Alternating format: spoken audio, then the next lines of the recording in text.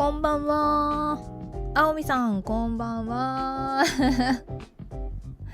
いません。ちょっと遅れました。音声聞こえてますでしょうか？大丈夫ですかね？ちょっと自分の方で今流してるライブ配信が表示されなくてですね。ちょっと自分でチェックができない。あれむこさんおばんです。こんばんは。声が聞こえて、キングさんもこんばんは。いるかな？大丈夫と信じてやろう。ちょっと待って、 iPad と YouTube を一回開き直そう。出てこねえ。こんばんは。やりましょう。1週間ぶりの出てこい。来た。ちゃんと見れる。これでオッケー。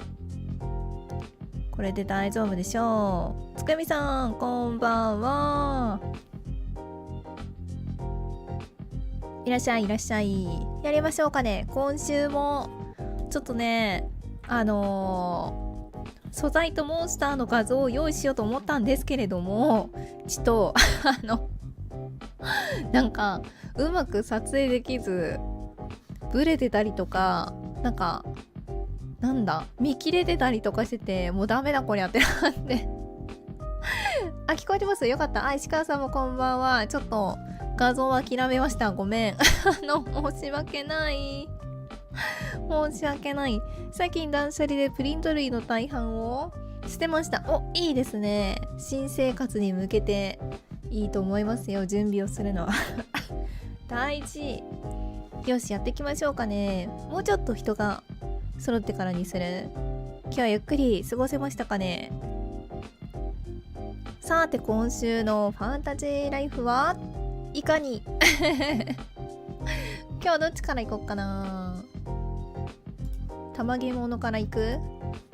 じゃーん、行きましょう。10人いらっしゃってますので始めましょうか。こんばんは。いらっしゃいませ。今週もやっていきましょう。どうも。今週はね、オンラインの子2人だったね。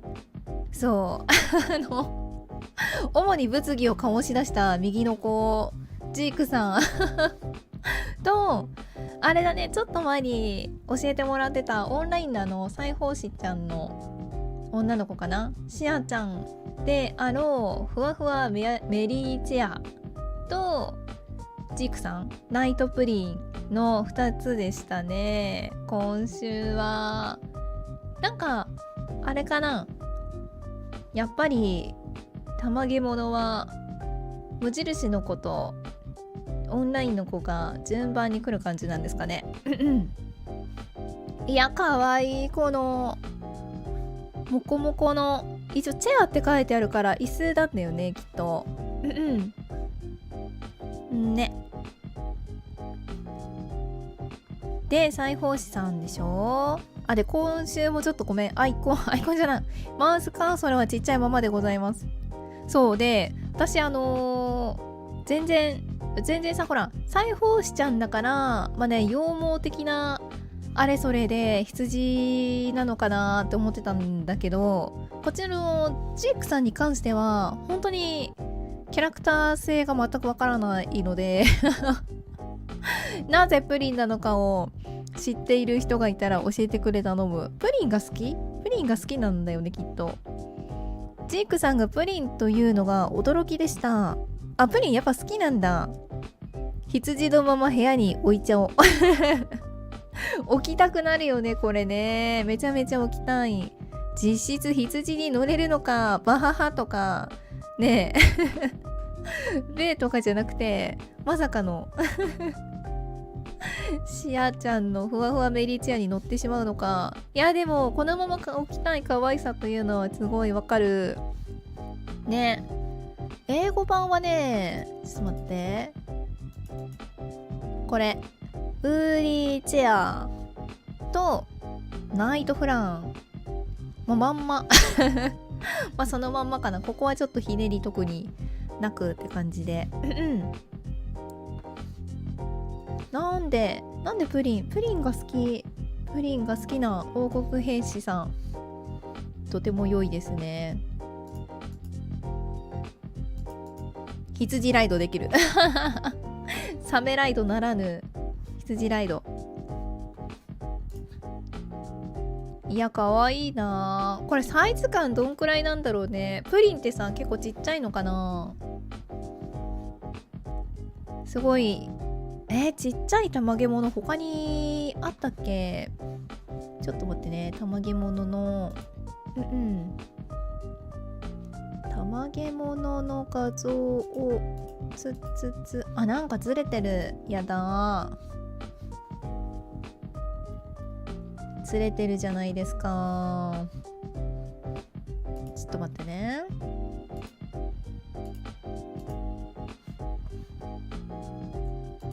ここに合わせてくれ。これでいいでしょう。ラウラちゃんちっちゃめかな。帽子だもんね。居眠りピロはなんとなく大きいイメージがある。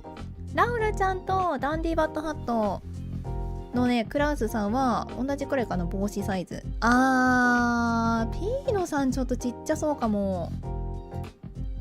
でもやっぱプリンが一番ちっちゃいかな。で、カブトくらいはあるかな。一番ちっちゃそう、今んとこジークさん、このプリンが。いやでも意外とデカプリンかもしれないね、ちょっと謎だよね。ちょっとさ、始まって早々申し訳ないんだけど、ちょっと離席してきていいかな。申し訳ない。ちょっと5分くらいいなくなるかも。ちょっと待ってね。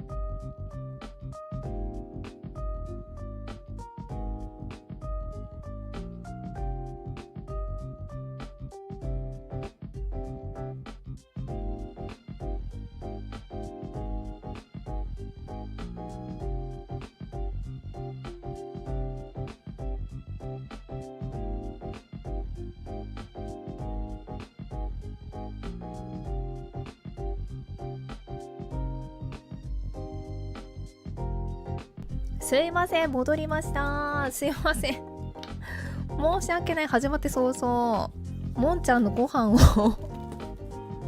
あげ損ねておりました。失礼しました。ちょっとね、配信長めになっちゃうからちょっと今この時間にあげとかないとやべやべやべってなった。もんちゃんごめんごめんなさい、申し訳ないです。よし、戻りました。やりましょう。何話してたっけ。ちょっと待ってねごめんね、申し訳ない。ミミックって愛で初登場かと思ったけどオンライン出身のモンスター。あ、へえ、そうなん。あ、いや、リリックにもいた喋ってはないけど試練の塔とかにいるよこんばんは、こんばんは。あ、ラルバさんもこんばんは。いらっしゃい、いらっしゃい。そうあ、そう、ジークさんちっちゃいんじゃないみたいな話をしてただよね、確かで、あれかな。でさ、ちょっと気になってたんですけど前回のね、どれだっけな、島クラフトの画像、一体どこに何を入れてたか全然覚え、あー、これもまたなんかずれてる可能性あるな。可能性ある。大丈夫かな。あー、ずれてるなぜ君たちはずれているのか。ちょっと待ってね。ここからここまで選びたいよ。失礼失礼。なぜ君たちはずれているのだ。これだったかな。いや、なんか絶対ずれてる。変なことになりそう。やめとこ。なんかね、どこだっけな、クラフトのどっかにさ、たまげもののアイコンが、やだー、めちゃめちゃずれてるどこに行ってしまうの君たちは。これかな。これじゃないな。どれだっけな。これじゃないな。ちょっと後で直そう、ここら辺はごめん、めっちゃ中身が見えててごめんなさいって感じなんだけどどこだっけな。そう、たまげものってさ、その島に置けるじゃないですか、確か。どっかにたまげもののあれが、あー、これこれこれこれだ。ちょっと待ってね。これじゃこれじゃん。うろ覚えですが、ジークさんかなりの甘党だったはず。そうなんだ。何だからプリンが好きなのか。ここのさ、このこれがさたまげものの配置をする項目なんだよね。これがこの青い人玉マークみたいなやつだからさ、たまげものが置けると思うんだけど、この島のね、いろいろ整備してる時にもうさ、この置けるたまげものはさ、この中身が入った人が入った状態のたまげものが置けるのか、それともなんかレプリカみたいなのを別で作ることもできて、それが置けるのかとか、どうなんだろうってちょっと気になってた。あ、ごめんね、イプシロンさん、挨拶遅くなりました。こんばんは。ナイトプリンは食品模型のたまげものかな。なるほど。アイス屋の前にあるソフトクリームのライトかそれいいね。そのサイズ感でも逆に多いかもしれないいいね。いや、悔しい。ちょっとずれちゃったな、そこ。申し訳ない。ここ一体何がいたんだねあれかな。こうだね。へいへい。すいません、中身がいろいろ見えているけれどもこれが英語版でしょ。マルチで入ってきた人は NPC に話しかけられるのかな。文言変わるのかな。それも気になるね。あれみたいな。例えば君はハチコの友人かいみたいな感じに話しかけてきたりとかするのかな、 NPC が。自分のミステ島と違うジークさん、違うシアちゃんとかって感じで話しかけてくれるのかな。それちょっと気になるね。マルチやったら試してみようよ。ぜひぜひね。そういうのも気になるな。そう、たまげものね、置けるのかな、謎だなっていうやつ。なんかさ PV とかでさ、その島街の中に置いてあるたまげものに話しかけてたりとかするじゃないですか。スノーちゃんのアイドル雪だるまとか。あの状態で島に持ってこれるのかなとかちょっと思ったりしてて、で多分女神層をさ集めないと人の形に戻せないっぽい感じじゃないですか、確か。デグラスさんのPV の映像見てる感じだと、女神層が溜まりきるまでちょっとそこら辺にそのままいてみたいな、もうどっか島出てっちゃダメだよみたいな感じで置いておけるのかなってちょっと思ったりとかもしたりしててだからこのたまげもののね置くアイコンがあるのは一体何を意味しているのだろうってちょっと気になっていた感じです今週たまげものを見て思ったことかな。たまげものはこんな感じかな。来週はこの調子でいったらあれかな、無印の子たちが来るかもしれないね。というわけでですよ、一応内定キャラクターのリストもこんな感じで更新しておきました。今週はジークさんのたまげものの姿が増えたのとシアちゃんのたまげものの姿が増えたので、ここ2つかな。来週もしこのリンク無印の子たちから出るのかなって思ったら今この星の部分が×になってる子たちか、もしくは全然違う子たちがポーンと出てくるかもしれないから、ここら辺気になりますね。今んとこ人の姿だけ出てきてて、たまげものの姿が出てきてない子たちはゆえりあちゃんとおでおんさんとはっぽさんとクルッチェ、あとホイップさんとイムカさん、クックちゃん、ネックさん、シュシュさん、ヤクさんかな。この中から来るのか、全然違う子が来るのかちょっと楽しみ。ルーザさんはね雑誌でしか出てないから、ルーザさんがポンとたまげもののねカタログに登場する可能性もあるね。いや、何にしろ楽しみにしておこう。なんかこの私有のもろこしかかしとどんぐりコロンボトルとほんわかフラワーが急にポンと来るかもしれない。その可能性もある。どうだろうね、気になるね。そう、今回のその後半にやろうと思ってる素材とモンスターのね一覧見る回なんですけど、それのためにいろいろな人の私有とか見てたんですよ。そしたらねちゃんといたね。どんぐりコロンボトルとほんわかフラワーもね、あとブラックウルフ人形もちゃんと見れました。案外いたんだな、ゲームショー。知らない、全然会えなかった子たちがこんなにいた。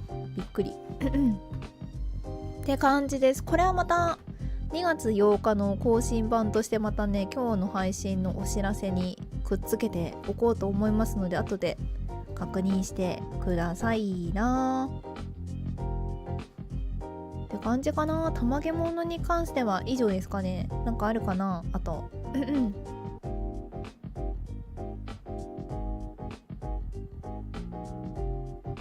大丈夫そうかな。お、さとみさんこんばんは、いらっしゃい。どうもどうも。今たまげものカタログを見返していたところですよ。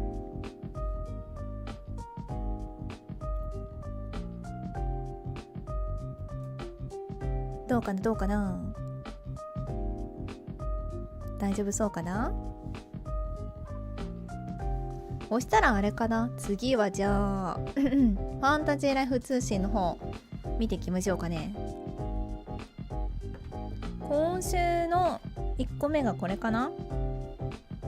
これの時に書いてあったのが、ちょっと待ってね、見返そう。あ、そうだ、これはね、前もどこかでこの門を見たことがあるようなっていうテキストだったんだよね。あ、猫さんもこんばんは、いらっしゃい。どうもどうも。そう、これさ、ゲームショーにねえ、24年のゲームショーに行った人だったら覚えているはずそう、ちゃんとね、この当時のゲームショーのお知らせのやつを引用した上でファンタジーライフ通信を出してくれた回だね、これ。いや、ゲームショーのね、レベル5ブースさんにのね、ファンタジーライフの私有コーナーにあったんだよね、この門がこれじゃーってなって、このアーチね、かわいいよね。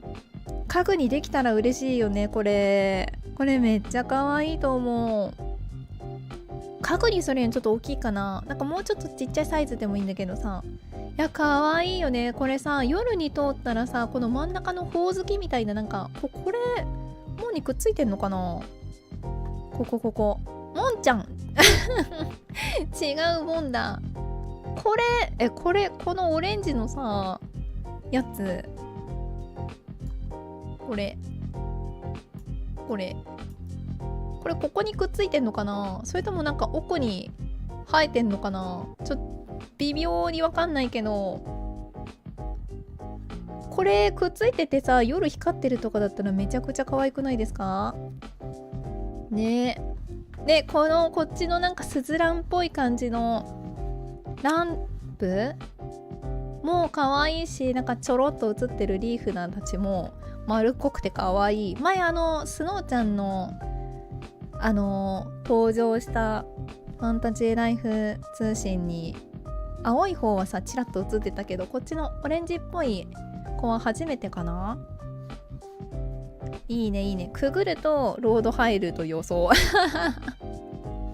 ありえそう。いやでもオープンワールドだからさ、どうなんだろうね。さすがに一旦ロード入るか可能性あるね。いや、これは可愛い。ちょっと夜のバージョンも見てみたいな。この真ん中のオレンジ色のやつね、ゲームショーの時の実際にあった門にはなかったと思うんだよな。私が撮った画像ポンと出せるかな。ちょっと X を遡ってくるね。ないかな。でもあれだね、大人の男の人がちょうどこの下の葉っぱに頭くっつきそうなくらいの高さだったから、このほおずきみたいなやつがあるとぶつかっちゃうかもって思ってつけてないのかもしれない。リーフとパタタね。アーチの真ん中のなんだかほおずきに見えるよね。見えるよね。いや、これ夜通りたいな。このさ、なんかいきなりちょっとこの土台の部分が人工物感があるんだけど、これ自分で置いたりとかしたのかなこれはさ、なんか自然に木がアーチになりました予感が出てるんだけどさ、こっちのランプっぽい感じのはさ、なんかクラフトしたランプっぽい感じしませんね。ここ置けるのかな。ちょっと謎の物体だよね。これも夜にちょっと光るのか気になるな。いや、すごいこのね、いや、私が撮った写真あんまりお花とか写ってないんだよな。でもちゃんとね、上にこういう風にキノコ生えたりとかしてて、ゲームショーの実際のアーチ、そう、これなんか村の入り口っぽいよね。それこそ木漏れ日の森っぽいエリアであろう場所に入るところなんじゃないかな。ちょっと気になるね。で、あとはなんか気になる、こここうじゃないですかとか気になったところあるかな。いや、これ気になる。かわいい。なんかこうやって見てもなんかさ、フォルムがすごいさ、かわいい。丸みを帯びててめちゃめちゃかわいい。やっぱ DS の頃とは全然違うな。大丈夫そう？でもう一個がさ、もう一個も今週はねめちゃテンション上がったな。これじゃーん。これはめちゃめちゃかわいい。これ新しい家具いっぱいありません？多分いっぱいあるよね。これはね、でっかい魚が釣れて大満足、今日はぐっすり寝れそうっていうテキストだったね。大満足してる、いい笑顔で寝ているよ。紅葉したりはないじゃろな。もしさ、このアーチが自分でさ後でクラフトできるように制作色で作れるよとかそういうやつになるんだとしたら、そのなんか秋バージョンとか冬バージョンとか、なんかちょっと雪が乗ってるやつとかさ、そういうのが種類別であったりとかするかもしんないけどまあこれはなんかクラフトとかはできないこのエリアの特別なもんかもしれないし、なんとも言えないよね。でもクラフトできたらいいな。そういうバージョン違いがあってもいいかもしれないね。じゃあ戻ろう。雲の窓なのかな。これ多分窓だよね。鏡とかじゃなさそう。すごいさ、すりガラスみたいだね。これすげえ。おい、ちょっと拡大しすぎ。ね、これがさ、私この丸い玉がさ、なんか転がり落ちてこないかちょっと不安になった。この画像を見てて。不思議であべこべな場所には行けそうね。そうだね、ワクワクするね。そう、魚拓がさ、そう感動したの。この魚拓のなんか炭感というかすごいよね。このにじみというかさ、墨汁で魚拓取り干した感がすごいの。これこだわりの質感。いやー、そうリンクだとちょっとさわかんなかったじゃないですか。あと魚拓飾ってもそこまでカメラが動かせるわけじゃないから、なんか寄ったりとかしてもよくわかんないしみたいなね。いやこれはめちゃめちゃちょっとごめんね、テンションが上がった。これいいよね。あとさ、これなんだと思う？これがなんだかわかんなくて、何石石かな。そう、竿置きもさ可愛いよね。こういうさ、ちょっと立てかけるとは違うかもしれないけど、この前言ってたこういう感じの、なんか後ろもさ透けて見える感じの家具あるとすごい嬉しい。なんか例えばだけど、この竿のやつをこっち側にさ、こうパーテーションみたいに立てかけておいたりとかさするだけでさ、お部屋が区切れるというか、なんというか、そういう楽しみ方もできるじゃないですか。いいよね。Good morning. Hope everyone is well today. チェリーブロッサムって書いてあるけど、なんて言ってるんだろう。こんばんは。Good morning.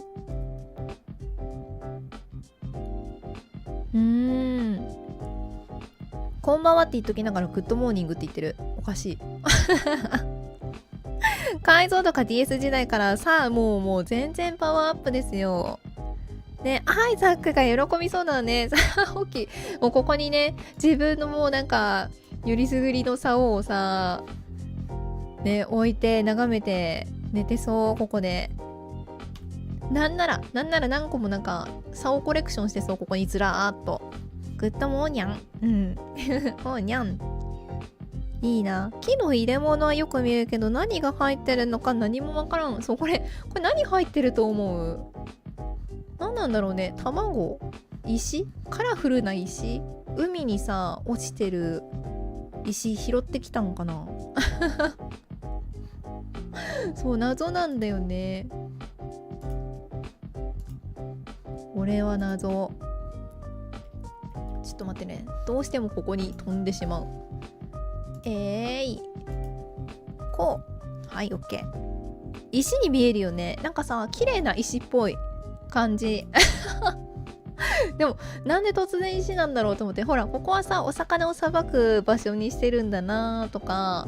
で、これなんだろうね。パンかな？スライスしたパンかなと思ってるんだけど、なんかここで何か食事系をね何かしてるんだと思うんだけど、ここに突然の綺麗な石みたいなツヤツヤしたものがあって、なんかさ、最初シジミとかの貝かなと思ったけど、そんなでかいことあると思って拡大したらなんか丸いし、これが一体何なのか全然わかんなかったけど、カタツムリの貝殻斬新がすぎるよ。いやでもこの竿置きもさ、後ろもなんかね、ここをひっくり返しただけみたいなデザインじゃないのもまたポイントが高いですよね。いいなぁ。よいよいですよ。あとさ、個人的に気になってるのがこの板なんですよね。この板ちょっと見づらいかもしれないけど、これ飾り棚っぽいよね。ここが横の部分で、ここが正面の板で、ここにこうパーッと魚拓の上に影がかかってるから、多分飾り棚だと思うんだけど、これさ、例えばこういうさ、この石とかをここにポンポンって置けたりするのかなとかちょっと気になってて、ただの何も置けない飾り棚をさ、壁に貼る仕様にするかなってちょっと思ってて魚拓とかはさ、こういう窓とかはさ、まあ俗に言う壁専用の家具じゃないですか。この掛け軸みたいなやつとかも。だけどさ、だからこういうものとか、このまな板とか包丁とかって多分壁に貼っつけられないと思うんですよ。でもこの飾り棚の部分がテーブルみたいな、テーブルの天板の扱いなんだとしたら、こういうのも載せられるのかなってちょっと思ったりしててね。この何も載ってないこのただの板すごく気になっているんですけど、とか言ってて、これなんか板じゃなくてなんか別の何かだったら申し訳ない。でも多分飾り棚だと思うんだよね。タペストリーの色違いとかも欲しい。そうだね。今多分さ、お部屋のレイアウトに合わせてさ、青っぽいやつにしてるんだと思うんだけど、もしかしたらなんか別の模様とか別の色のパターンとかがあるかもしれないよね。これもおしゃれだね。なんか竹でできてるね。この部分とかが竹っぽい素材でできてる。すごいな。ちゃんとなんか織物の質感みたいなの多分入ってるよね。ここはちゃんと竹のこういう繊維が見えるし、すごい凝ってる。お、石川さんが英語喋っている今だ、落ちろこれがポンって、危ないなんだか家具が少し古代的な感じがする。確かにストーリーが進むたびに作れる家具が近代的になっていくのかな。どうだろうね。行くエリアによって変わっていくのか、それとも徐々にこう1000年後の世界っぽいやつから近代風の家具も作れるようになっていくのか、ちょっと気になるね。確かになんかさ、ちょっとまたレイアウトが大変なことになってるから崩れた画面を見せちゃうかもしれないんですけど、こういうさ、お家とか浮き輪とかはさ、結構ね現代寄りじゃないですか。ね、1000年前の建物とか、どっかにあったかな。ここにあったかな。補足のとこ、ここにいる？いないな。ちょっと待ってね。どこにいるんだ。ここか？いないな。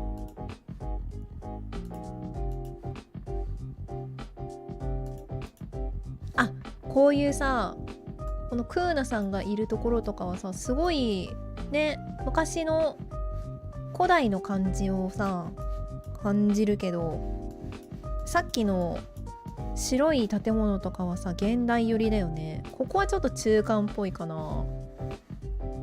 あ、日比野さんもこんばんは、いらっしゃい。チャット GPT 君に英語を考えてもらった。ありがとう。家具を染色できた。そうだね。いや、染色できそうな気がするけどな。あ、待って、ちょっと待って。またちょっと離席していいかな。申し訳なさすぎる。ちょっと待ってね。もんちゃんのうんちの気配を感じる。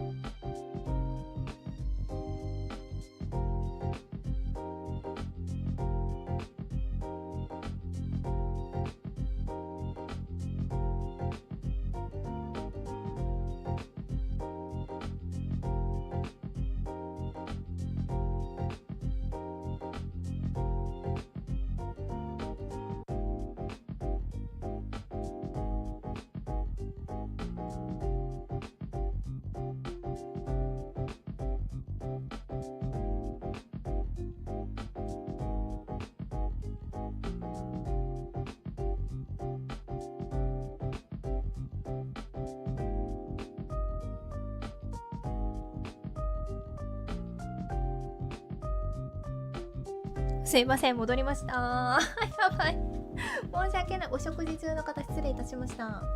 もんじゃタイムですあ、シロさんこんばんは、すいません。そう早いよね、食べたらすぐ出る犬羨ましい失礼いたしました失礼、ただいま、日比野さんすいません、来てくれたタイミングで申し訳ない、こんばんは失礼しました戻そう画面をねさとみさんが言ってるけど、丸いラグの手前にもマットみたいなのがあるね。これさ、多分1月1日の失礼、1月1日のファンタジーライフ通信に載ってたなんか藁っぽいマットみたいなのが多分載ってたと思うんだけど、それかな、それと同じやつっぽいよね。これマット2マス4マス、これ何マスくらいだろう、12444くらいかなね。もう一回りくらい大きいやつのっけられね。あ、ルーインさんもこんばんはやばい、みんながピンクのうんち色になってる、ごめんねシラさんもこんばんは。家具の色もだけど家の屋根の色も変えたいね。確かにどうなんだろう、変えられそうな気はするけどね。全部がこのなんだ、あ、これじゃあないな、失礼。どこ行った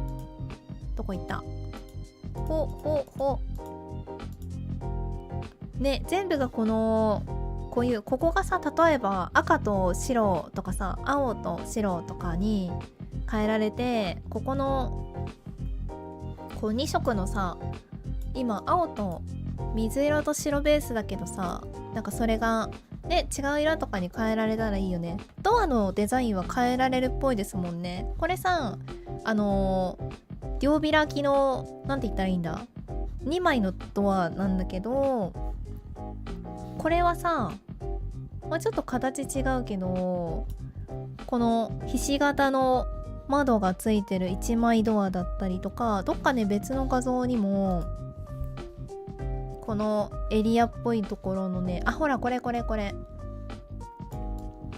お花からのドアがついてたりとかするから、多分このドアのパーツが変えられるっていうことは、ここの色とかね、壁の色とかももしかしたら何パターンか変えられるんじゃないかなって個人的には思ってる。あ、百鬼さんこんばんは、いらっしゃい。あれですか、今日武蔵できなかったんですか、もしかして。まだ PS ネットワーク死んでます？今日武蔵の配信の日ですよねこんばんは。シンプルマットかと思ってたあ、新海魚さんもこんばんは。ね、ドアのデザイン変えられるっぽいからさ、じゃあここら辺も変えられるようにしてくれたらいいよね。おうち。オンラインまだ繋がんないんだ。うわー、なんてこった、貴重な武蔵配信がいや、ちょっと別の日にね。そっか、まだ復旧しないんだ。だいぶあれですね、別の作品のあれになっちゃうけど、モンハンのオープンベータとかあるのにかわいそう。ドアもいいけど無数にお家の外観をくれね。外観さ、今のところこのパターンと、ちょっと待ってね、これは東大だからちょっとまた別じゃん。このパターンのなんかもう一段階大きいバージョンとは、なんかあとどっか別のとこに画像がいってる。これこれは多分なんかギルドっぽい施設だからまたちょっと違うよね。残りのページどこ行っちゃったんだろう。ちょっとレイアウトがバグってるって。ちょいどっか行っちゃったよ、申し訳ない。この実際のゲーム映像じゃなくて PV の中で映ってた場所だけどさ、こういうこれとこのちょっと大きい形違うバージョンと、あとなんかあったかな、こんなくらいだもんね。外観どんだけあるのかちょっと気になりますね。確かに。でもドアがこんだけあるということは外観もいっぱいあると信じているよ。これだってドア、でもこれは全部一緒。でも両開きのやつと片側パターンあるね。ちょっと大きくなると両開きになるのかな。こんな感じだな。ね。いやー、外見のデザインもっといっぱいくれ。でも和風のさ家具が結構あるっぽいあれですから、和っぽい外観のお家とかも作れるんじゃないかな。いやあとねあとなんか新しい家具、これあったっけ、この木桶みたいなやつ。どっかで見たかな。いや見てないな。樽は結構何回か見た気がする。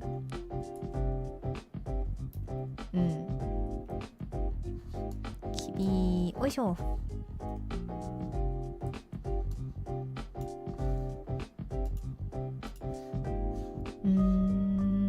あとは何だろう。この手前側に映ってるこの切りっぱなしの切り株みたいな椅子とかかな。見たことないの。つくよみさんが輪に興奮してる。この絨毯も多分初かな。初じゃなかったらごめんね。結構画像は見たつもりではいるんだけど、もしかしたら抜けてるかもしれない。大工の仲間が増えたら家のデザインも増えたりする。どうやって家具が増えていくか確かに気になるね。今まではランクが上がっていったら増えていってたけど、自動的にレシピが。確かにあれファンタジーライフさ、オンラインの時はどうやってさ作れるものが増えてってたんですか？イベント、例えばなんかお正月イベントがあって、お正月イベントのストーリーをクリアしたらレシピが作れるようになるとか、そんな感じですか？どういう感じで増えてくんだろうね。もちろんこうさ、なんかなんだマスターとかになって腕利きからこうどんどんさランクアップしていくによって解放していく今までの仕様はあると思うんだけど、それプラスでこうキャラクターが増えたらちょっとずつ増えていくとか、裁縫師のお友達が仲間が増えたらその子専用のなんかレシピが増えるとか、どうなんだろう。マットも成功で大変よろしい。それぞれさ、確かにこれも若干違うよね。こっちはなんかさ、モケわかんないよ。ちょっとグラフィックがさすがに拡大しすぎて荒れてるだけかもしれないけど、ちょっとモケした感じあるよね。こっちはちょっとなんかさっとした表面でさ、これはなんか何のマットなんだろう。和っぽいなんか枯れ草みたいな感じのマット感あるよね。ちょっとモコっとさしてる。こういうとこも全然作り込んであってすごいなと思う。いや、レイアウト楽しみですよね。百鬼さんどんな部屋作ります？みんなどんな部屋作る最初。オンラインのイベントは装備そのものか。そっか、もらえたのか。なるほどね。そんな感じなんだ。イベント中のクリア報酬とかそんな感じとかではなくもうそのものがもらえたんだ。なるほどな。どういう増え方が嬉しいですか？やっぱなんか仲間からもらえるというか、仲間が増えたらその子からもらえるとかだと、ちょっとやり込みやすさというか、やり込む頑張りになるよね。やる気になる。いやでも一番この魚拓の綺麗さにびっくりしたな。でさ、今日の後半にやろうと思ってた素材とモンスターのリストアップをするためにさっきすごい私有映像見てたって話したじゃないですか。でちょうど平原の主がね、こいつ平原の主って名前だったんだ、みたいな感じでメモ作ってた時に、このファンタジーライフ通信の更新が来て、どれって見て、この魚拓を拡大してみたら、これさっき見たやつじゃんってなって、平原の主だってなって一人でテンション上がっててそうそうそう、よく見たらこれお花っぽい感じなんだよね、頭これね。なんかこの花びらの感じ的に桜っぽいよね。このちょっと先が割れてるやつ。そう、平原の主の魚拓だと思う。あ、ジャムおじさんお疲れ様です。こんばんは。いらっしゃい。レブコさん、オンラインのイベントで製造機は記憶がない。あ、いや、そうなんだ。やっぱじゃ無印とはやっぱ全然違うんだな。なるほどなるほど。桜の主オンラインでいたな。あ、桜の主という可能性もある。そのさ、私有にいた平原の主じゃなくて、桜の主っていう名前のオンラインから来てる子なのかもしれないね。そう、なんかさ、平原の主なんか苔みたいな感じだったと思うんだよね、頭。ちゃんとね拡大して見れてないから何とも言えないんだけど、桜の主という可能性もあるね。メモっておこう。じゃん。先週使いどころのなかったこの気になることメモ。あとでなんかさっきのつくよみさんのあれとか書いとこうかな。桜の主の可能性もあるよ。あるよ。いや、みんなで訪問配信したいですね。いやー、もう絶対やる、絶対やる。絶対やりたい。みんなのさ、もうリンクのマルチした時のみんなの作り込んであるお家とかもすごい見るの楽しかったし、だし今度は島全体もじゃないですか。だからみんなで島を駆け巡るツアー会したいですね。めちゃめちゃ楽しそう。リンクと同じでライフのランクが上がると作れるものは増える。あとアップデートでいけるフィールドが増えたりすると増えた。あ、なるほどね、なるほどね。ありがとうございます。いや、当時のことを教えていただける貴重な人材がここに。ありがとうございます。平原の主か桜の主、どっちか。でも頭イコールかもしれないしな。平原の主が桜の主になってしまったかもしれない。桜の主が平原の主になったかもしれない。平原の主の頭の四つ葉のクローバーにも見えるかも。あれさ、緑なの。やっぱ苔じゃなくてクローバーの可能性ある。ちょっと待って、どこやった？ファンタジーライフ通信。なんとも言えない、この魚拓だからこそ色がわからないこのわかんないな。確かにこれだけ見ると確かに四つ葉のクローバーに見えなくもない。でもここを見るとちょっと桜にも見えなくはない。わからない、色がないからわからないうわ、どっちだろうね。ちょっと楽しみにしとこう。桜もいるかもしれないし、平原の主かもしれないし、期待しておこう。じゃあどうもりとかだとリアルな自宅っぽい内装にしてたけど FLI じゃどうしようかな。私はやっぱり民族っぽい、なんか古代っぽい感じにしたいなと思っている。このさっきのクーナさんがいたとこみたいな、このね、どこいた？これ系、こういうなんかちょっとなんか古めかしいこんな感じにしたいな。絶対楽しいと思う。みんながどんなのを作るのかめちゃめちゃ楽しみにしております。いいね、絶対やりましょうね。訪問配信しようで他はオンラインはイベント報酬や戦闘勝利の報酬装備が強かったからサーフやカチは空気だった。あ、そうなんだ。やっぱさ、結構戦うイメージがなんとなく強くて、あんまりそうだよね。そう、武器がガチャで出るみたいな感じだったから、鍛冶屋は一体何をみたいなのちょっと思ってたんですよやっぱちょっと制作色は若干若干物足りないとこがあったのかな、そう考えるとね。そっかそっか、ちょっと惜しいね。島全体のレイアウトとかできそうにでもじゃあできそうにないっていうかさ、完成しそうにないよね。やるんだけど完成しなさそう。私なんか途中でいや和にしてたけどちょっと洋風も作りたくなったとか言って全部崩しちゃったりとかするんですよ。一生完成しないかもしれない。もう怖いよ。終わりがないゲーム本当に良くないと思うんだ。桜花の主で検索すると出てくる。あ、本当にありがとうございます。ちょっと待って、桜花の主ね。桜花の主、ちょっとね、なんか人様の撮った当時の思い出の画像とかをね、ここに出すわけにはいかないので、後で自分で調べて見るね。ありがとうエプシロンさん。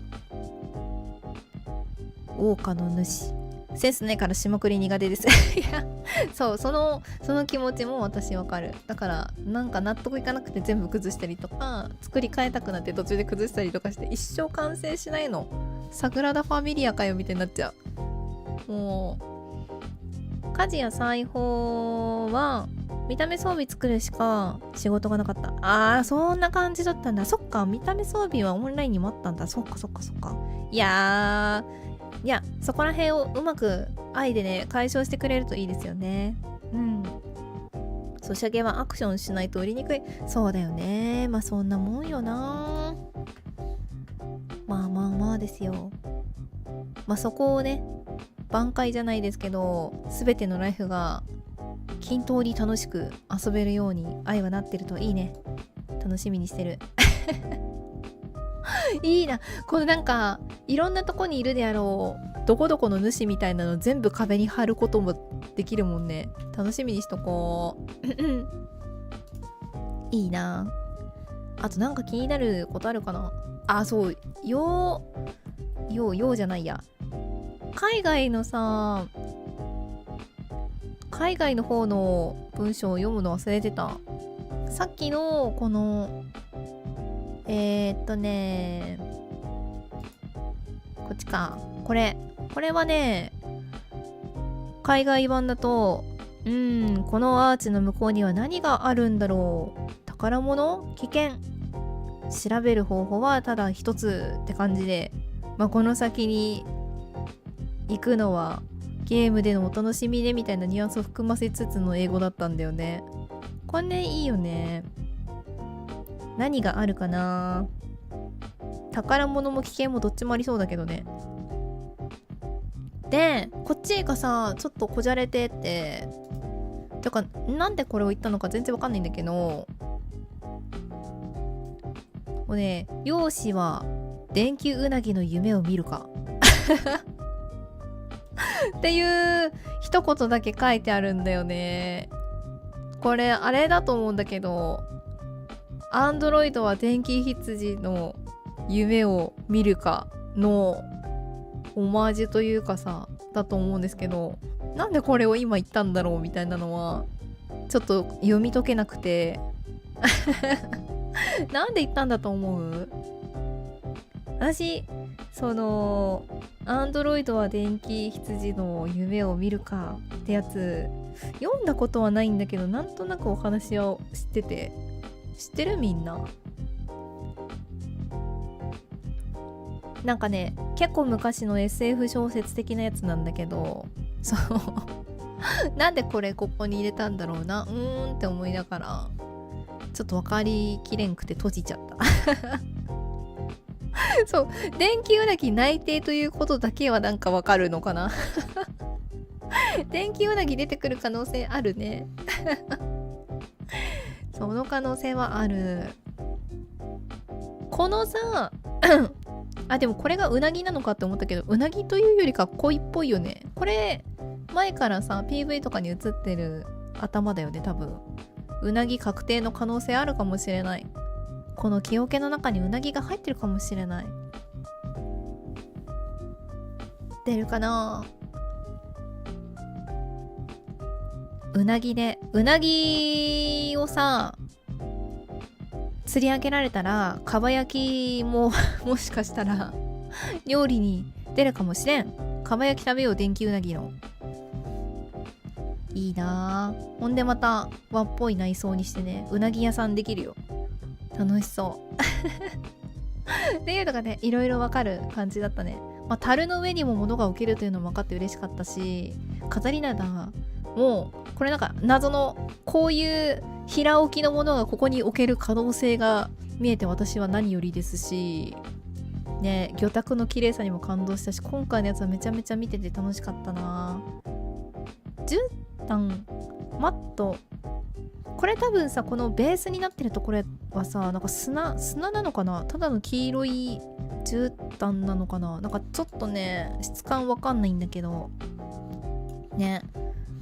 でこんな置けるし、ここ重ねたりとかさすがにできないと思うんだけどいやこれは良いやつでした。週の最後に一番バカテンション上がった一枚でした釣り人だから砂イメージっぽいよね。なんか砂地のなんか絨毯っぽいのがあるのか、それとも黄色いのをあえてチョイスしてくれたのか、どっちかわかんないけど、でもありそうな気もしますよねいいなぁ。それぞれのライフっぽいお家を作って楽しむのもありですね。これは期待したい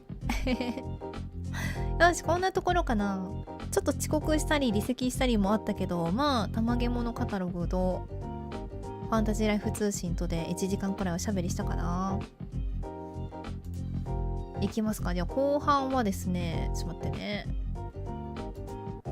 崩れてないといいな。なんで崩れちゃったんだろうな、ページが。じゃーん。ごめん、画像が用意できなかったけれども、ゲームショーとか公式 PV とか、もういろんな人の私有映像から引っ張ってきたモンスターやら素材やら何やらまとめリストです。ちょっと足りないところもあるかもしれないですけど、全然見落としてたりとかざーっと上げてみました。これがね、モンスターとモンスターからドロップした、あ、これもずれてんの？やめてくれよ。どこ行っちゃったの？ちょっと待ってね。ここにうまく貼り付けられるだろうか。どこ行った？そんな、どこ行っちゃったの？ここにいるここにいるのかーい。ここで直すというね、申し訳ないことをしていいですか。はっ、治らないな。あ、大輔さん、こんばんは。いらっしゃいませ。ちょっと今ページが崩れて、だいぶ大変な感じになっている。こうすればいいのか。こうすれば、これがこうして、こうして、こうして、こう。ダメ。ちょっと待ってくれよ。ちょっと待ってくれたまえよ。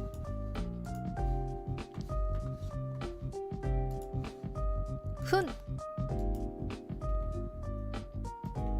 はっ、崩れる。ダメだ。どうして君はこっちに来てくれないのかね。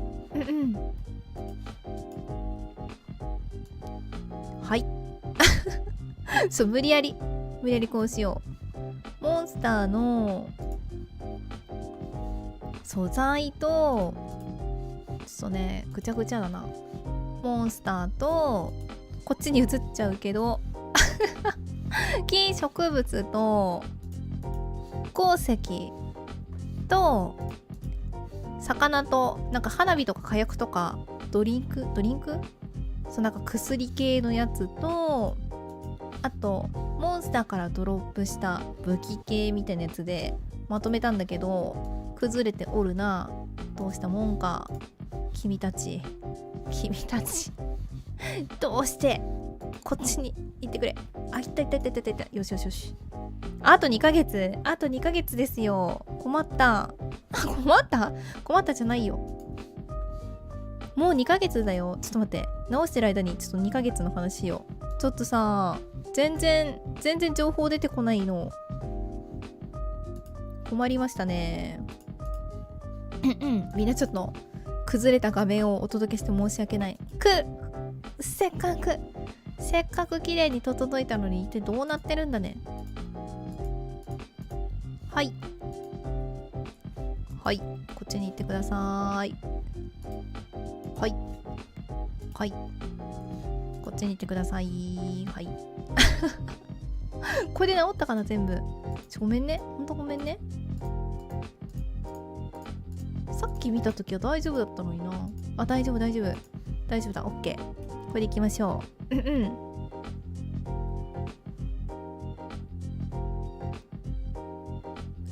装備チョコドロップは製品でもあるのかなね。そこら辺の仕様が分かんないからまだちょっと何とも言えないんですけど、まあ現状分かってるところだけで言うとこんな感じだった。まあ私有だから私有専用のね仕様なのかもしれないから、まあそこら辺はちょっとゆるくね、私有版だとこうだったんだくらいの感じで見てもらえればと思います。まあ、あとはなんかこの武器実装されるんだとかこのモンスターいるんだねへーみたいな感じで見てもらえればと思います。いや、あと2ヶ月だよ。なんやかんや言ってたらあっという間に4月になっちゃうよね、やっぱり。レベル5は情報の出し方が下手だから、まあそうか発売日が決まるか、それとも再三の延期か、怖いね。私1月の下旬から2月の中旬には発売日出るんじゃないかなって思ってたんですけどっていう話を多分再三してたと思うんだけど、これ外れるかもしれないな。まあリンクの時も居眠りドラゴンからそういろいろ出てたからね。なんかね、誰だっけな、誰か別の人の私有だったけど釣りをしたらね、ちょっと今ぐちゃぐちゃになっちゃったから、あったそう、釣りをしたらコニファーの釣り竿が小さな魚影の魚を釣った時に一緒にポンって出てきたりとかしてて、そうあ、そんな感じでコニファーの釣り竿出てくるんだへーみたいに思ったりしたけど、まあでも私有専用の仕様だったかもしれない。そうざざっとモンスターから見ていくとですね、こっちかな、じゃん。まあ最初に出てきたミミックと砂とかけ、ちょっとみんな映像を思い出して今まで遊んできたファンタジーライフを思い出しながら見てほしいんですけど、ごめんね。砂とかけ、砂雲、砂ザメとサウンドゴーレムが最初の方にいたと思います。で草原の方に行ってミミティとかケロッテ、あとねデカモロコシとかと、オガララヘビはあれかな、ファンタジーライフ通信の方かなにいた感じだね。グリーンスネーク、ビッググリーンスネーク、レッドウルフ、働き蜂、夏ココトカゲ、モロコシ、アップルモンキーもファンタジーライフ通信の方かなと、アハハボヘヘベイとゴールデンベイで、なんだろう、岩山みたいなところにワイルドバットっていうやつがいたりとか、まあジャッカルはいろんなね、草原のいろんなとこにいたよね。でおいでも転がし、トーストス、鋼鉄トーストス、この辺はファンタジーライフ通信の方だったかなと、まるまるアーマード玉ねぎ、グランキマイラ、居眠りドラゴン、会長夏ココ、これもなんかね PV とかの方だった気がする。そうちょっと待って、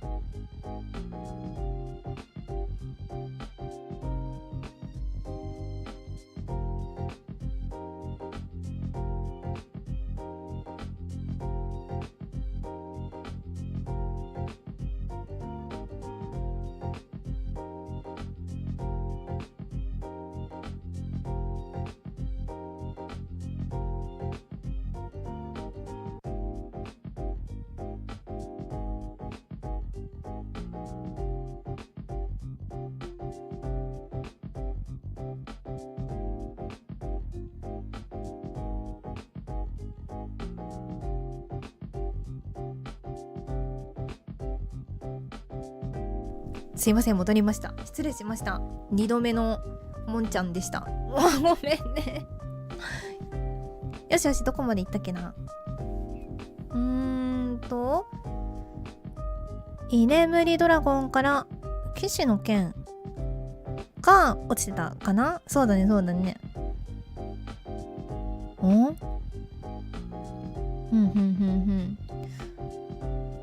ヤフーニュースにファンタジーライフ愛の発売日が何日とかって。へえ、あれじゃないかな、リークの記事なんじゃないかな。その記事自体は見てないけどヤフーニュースになってたんだ。それは知らんかったな。今日もんちゃん日和なの。そう、今日ねもんちゃん、ちょっとゲームと関係ない話してあれなんですけど、もんちゃんちょっと久しぶりにドッグランに行ってきて、なんか今日大興奮してたみたいでなんかいつもより快調なんだと思うゴールデンベイはね、このは通信の、ちょっと待ってね、ゴールデンベイはね、ファンタジーライフ通信のでんでんでんでん、ここは綺麗だね。ちょっと待ってね。そう、さっき出たなんか藁みたいなやつはここにあるよ。このね、どこだ、あった。これこの金色のこの子がゴールデンベイだって。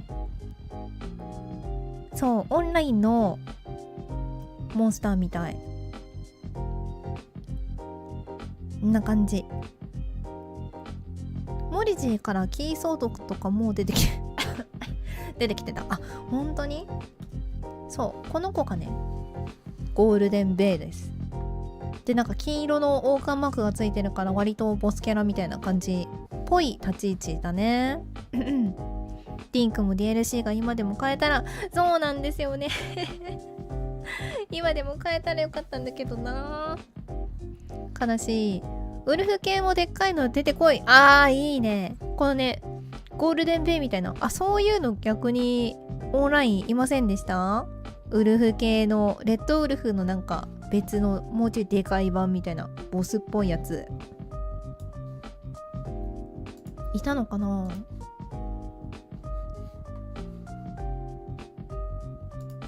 気になるねどこまで読んだっけ。ジャッカル、統率、ここは全部読んだかな。もうこんな感じだったね。ごめんね、数用意できなくて。結構大変だな。さ、配信とか動画とかでさ、なんかスクショを切り出して乗っけてる人たちってすごいなって思った。もうさ、うまい画角で砂トカゲをさ撮ろうとしたんだけど、砂トカゲがさうまい画角になんか出てきてくれなくて、自分の映像とかだと他の人のやつちょっと持ってくるのはあれだからできないと思って、自分の私有映像だけでチャレンジしたんだけど、なんかブレてたりとか顔が見えないとか尻尾だけとかになっちゃってて、もうちょっと諦めちゃった申し訳ないそういや、みんなスクショ撮るとうまいんだなと思ったで、あとね、モンスターはこんな感じかな。そうだな、なんかあとあったっけな。この辺でこんなもんか。このアーマード玉ねぎとかはね新しい敵だけど、あと夏ココトカゲも新しいやつだよね。あと南国フロックって2023年のゲームショーとかに出てたカエルちゃんとかも多分初めての子だけど、それ以外はだいたいオンラインとかね無印の時からいるモンスターかなって感じだよね。じゃあ次、そうだ、モンスターから出てくるドロップ系のやつと、なんて言ったらいいのか分かんないから、とりあえずフィールドに落っこってるやつフィールドに落っこってるやつをちょっとフィールド素材と勝手に命名しておりますが、もうこんな感じでバババッとありました。まあ羊肉、ヤギゲはベヨウモはバハハからとか、まあ、獣の牙とか獣の皮とかはなんかまあ、いろんなモンスターから取れてて、野獣の皮とかね、蛇の鱗とか小さな脂肪とかはグリーンスネークとか蛇系とかだったりねから落ちてたかな。あと、まあ、倒した人の私有でなんかドロップしてたんだけど、このきらめくサンゴが砂ザメ、月のかけらも砂ザメから出てたりとか結構あったな。鳥の卵とビッグエッグはフィールドに普通に起こっている卵から取れてて、であとね、なんかどっかの入り口の砂地みたいなところの木のなんか根元らへんにこの横綱角かぶとっていうのが実は起こってて、それね結構拾ってる人がいてねそう横綱角かぶとっていうのもいた。あと働き蜂から蜂蜜と毒の素が取れてて、あとさっきのワイルドバットからマヒの素とか、まあ、ぶっとい牙で、これも砂漠砂地の方にいたおいでま転がしは怪しい物体を落としてたりとか、ミミティは、まあ、どっちも糞動物の糞、金色の糞を出しててって感じだったかな。居眠りドラゴンは、まあ、ドラゴン肉と居眠りの鱗と居眠りの涙、あと巨大な角をドロップしてたかな。こんな感じかな。んで次がね、そうだから会長なんですよ今日そうなんだよ。でもう今爆睡してますね、出し切ってで武器出してたから、これ武器に行こうか。武器もなんか宝箱から出てきたりとか、まあ、サンドゴーレムとか、なんかちょっとシルバーの王冠とか金色の王冠をなんか掲げてる子たちを倒すと出てくる系のやつだったかな。このアイアンピッケルとかは大乗銅交渉、一番大きい銅の交渉から出てたりとかしてましたね。でさっき言ったみたいに小さな魚影からコニファーの追竿で、居眠りドラゴンからシュガーワンドとかゴールドソードがドロップしたりとかしてて、で太古の巨大化石ってデグダスさんがいたところの手前に大きい化石があったと思うんですけど、あれからはこのゴールドピッケルがポンってドロップしたりとかしてましたね。もうこれが製品版でそうなるかはちょっとさておきとして、まあ、ここら辺の武器は内定ということで、武器とか釣り竿とかはねリンクではクルブルクの守り神だった居眠りをついに食す時が食すことができてしまう。確かに実質食べるということに、このさ居眠りの涙とか鱗とかね、こういうなんか居眠りドラゴン系のちゃんと名前がついてるドロップ品とかもあるしね、なんかいろいろ使えたりするんだろうな。この辺もちょっと楽しみにしたいところで、これまた同じか。あとはね、次は木と植物かな。まあデザートの木、原木古木があって、デクの木、多分ねこう見えてないだけ大木とかも全然いっぱいあると思うんだ。で南北と大南北とで、リンゴの木はあれだね、アップルモンキーと一緒に写ってたやつで、風のエンジェルツリーからはウィンド原木とウィンド古木が落ちてて、で炎のエンジェルツリーもあったよねっていう感じだね。これはファンタジーライフ通信の方かな、確か。結構増えてるよね。結構細かく見たけど、でも私も見落としてるかもしれないからね、まだもうちょっとあるかもしれない。そう言うて公式 PV と自分の私有映像とまあ上げてね、 YouTube とかに上げてくださってる他のね方の私有映像を見てチェックしただけだから、きっとそういう人たち以外のね私有した人たちがもしかしたら別のものを知ってるかもしれないからまだある可能性はあると蘇生草と癒し草木材とあと裏フラワーの赤と、裏フラワーっていう名前なのかわかんないけど青いお花も咲いてたよね。で女神草があったりとか、あれのベリーとか、あと南北の実も落ちてたね。で砂地の方に生えてたキノコは化石キノコだったかな。で人参はキャロッテとかからドロップしたりとか、あと畑に生えてる分もあったし、で真っ赤人参がね多分でキャロッテを倒した時に落ちてたんだと思うんだよね。グレンさんがいた近くの集団を倒した時に、全部倒した時に出てたから、なんかね傷の入ったね、ちょっと色の赤めの人参だった、この真っ赤人参ってやつはそうそう。あとは畑でじゃがいも、かぼちゃ、大根、玉ねぎとかね、トウモロコシやドロップとかでもあったし、で王国アップルはすごい前の PV とかでさ、リンゴを揺すったらリンゴが落ちてきましたよみたいなナレーションが入ってるとことかでドロップしてたやつと、あとちょっと飛んじゃったけどキャベツとかね、畑に生えてた分。コンプリートガイド攻略本はドンキになりそうね。人と殴り合えそうな重さになりそう、これは恐ろしいよね。この真っ赤人参とか何に使うんだろうな。なんかこれを使う専用の料理とかがあるのかもしれないね。普通の人参じゃダメだみたいな感じで。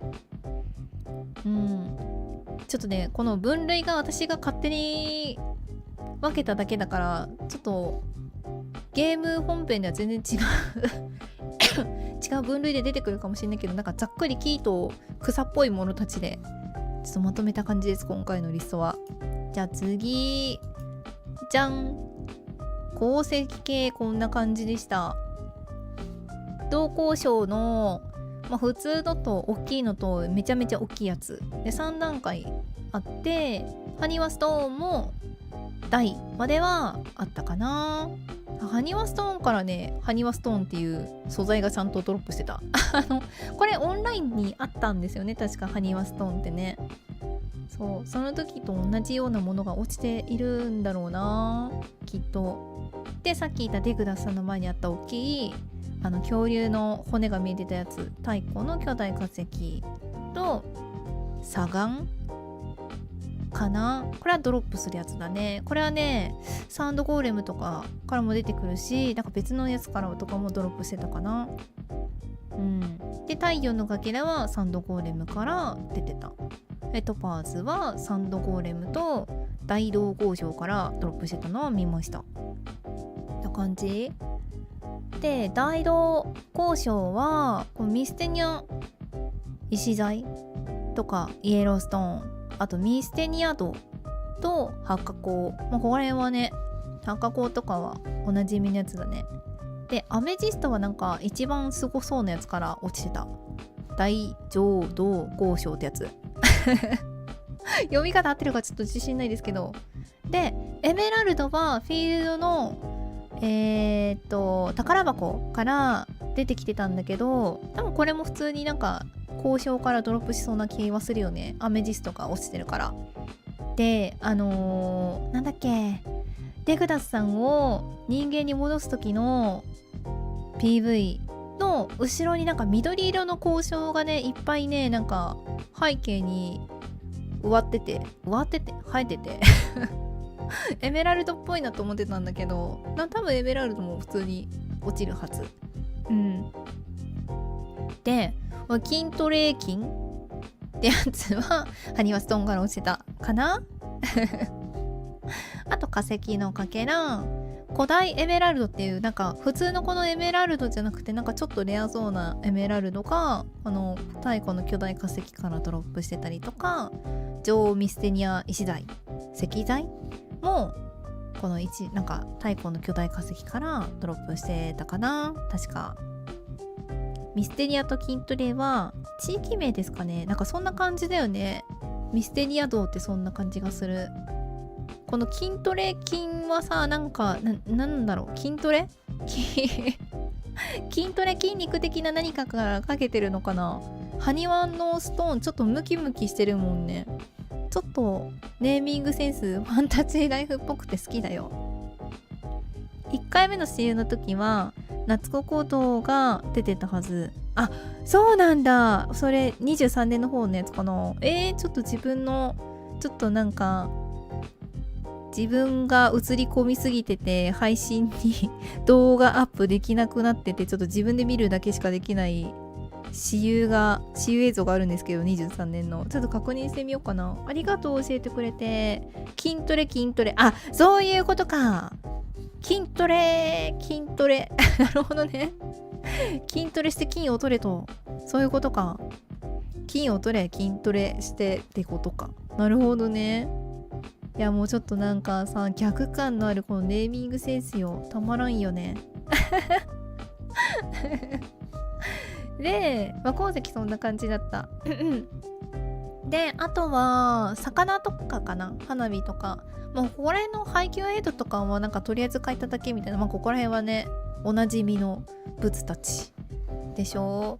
で、花火がね、思いを伝える花火は私の私有映像にあるんだけど、ハート型の花火だったかな。で、打ち上げ花火とトリップ花火っていうのはこの文字だけ確認したんだけど、そのなんか打ってる人いなくて、打ち上げてる人がいなくて、ちょっと確認はできなかったんですけど、トリップ花火は多分トリップの顔がバーンって花火になって上がるんだろうね、きっと。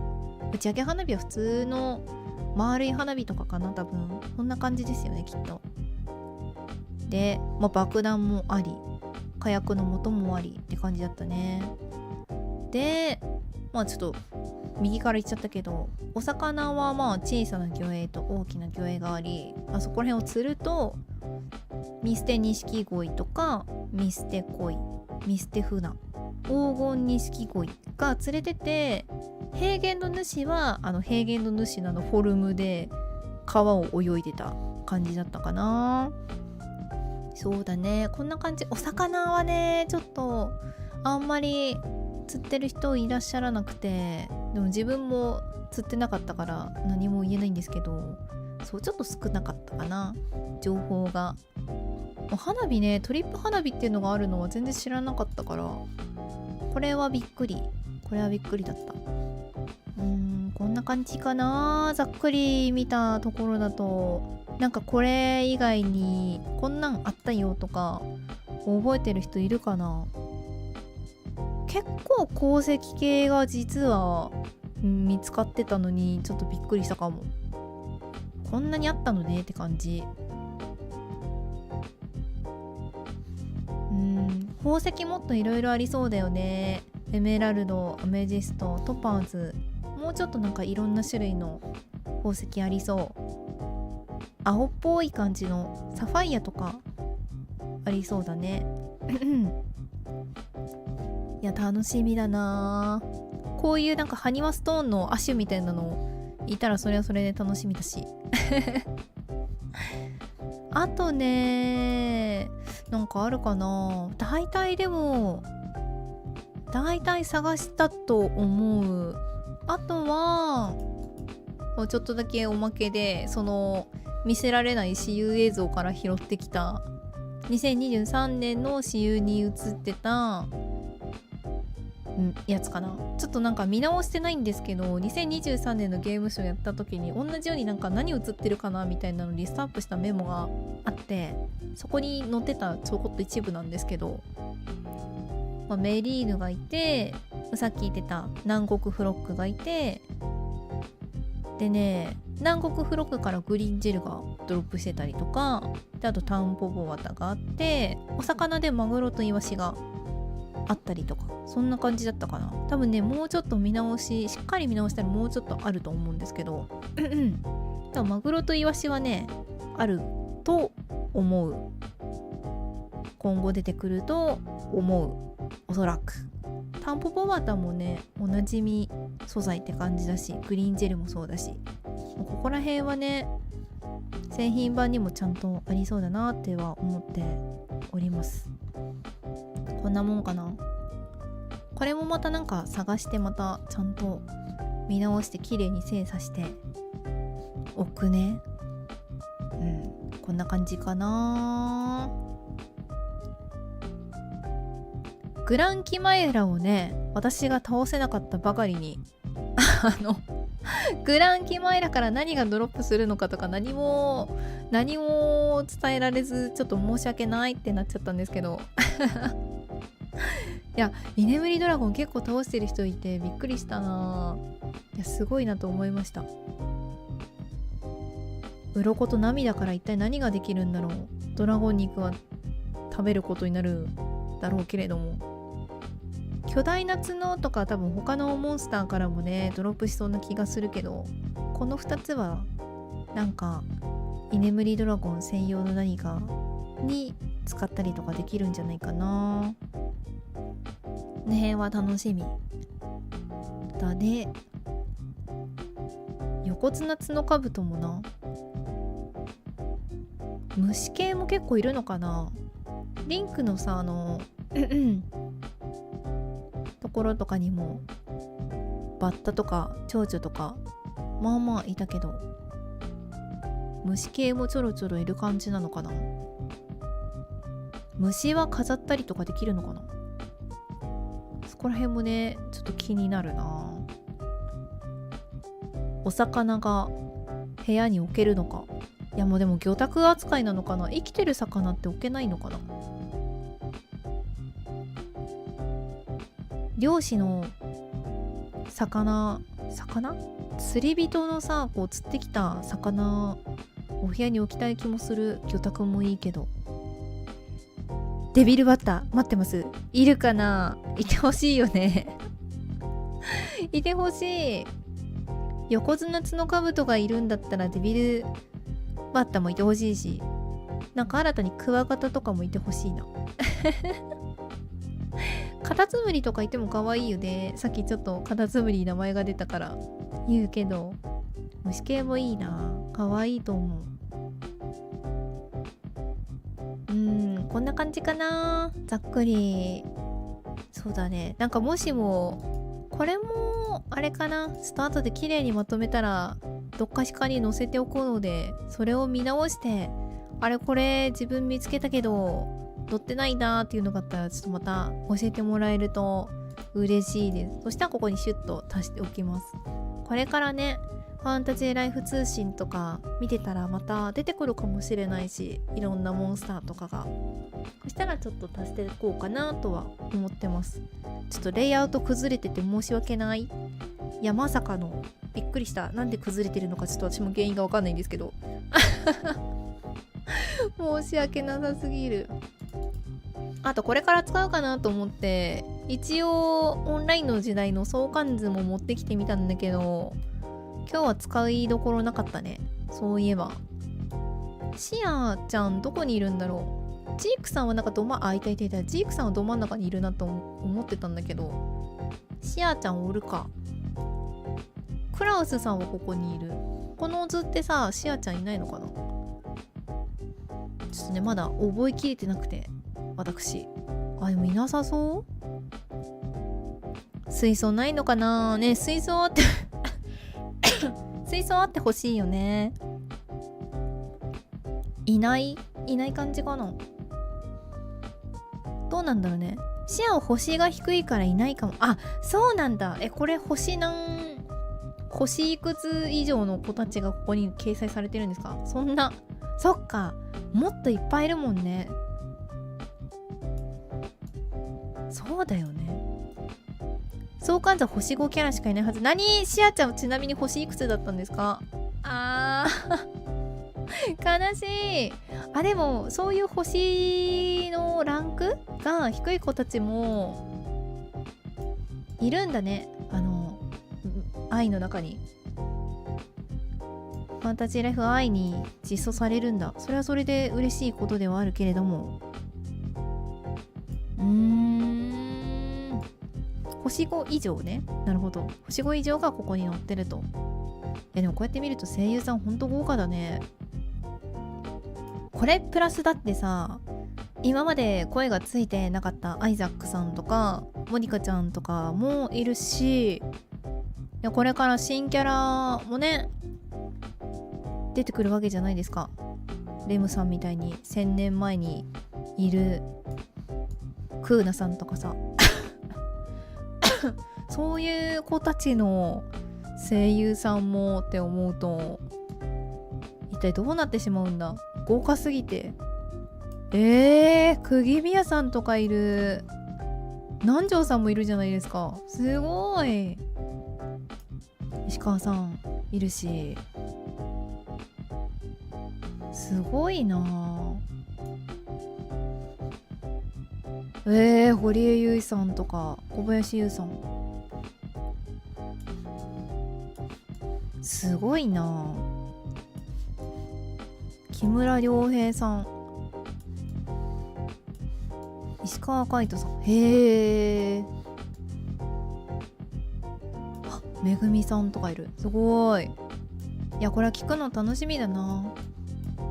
実装されるのを待っておりますよ。オンラインのこの子たち。テルハっぽい子はもうたおやか恋のぼりできっとそうだろうって言われてるから、テレハさんも出るだろうしね。わー、コメルさんもなんかどっかに載ってたよね、確か。集合イラストみたいなところにルージュさんと一緒に。うんうん。ジークの妹は星 4? だった？ジークさんの妹？ジークさんと妹ここにいる？あ、大事な妹。ヒルダさんが妹なんだ。へー、あ、そうなんだ。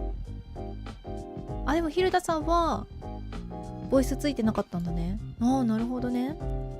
うんうん。ヒルダはもともと星5より低いランクだったけど、衣装属性違いで星6、あ、衣装違いで星のあれがもう違ってくるのか。なるほどな。はー。で、ここにいらっしゃると。まあ、妹だしね。相関図にいてもいいか。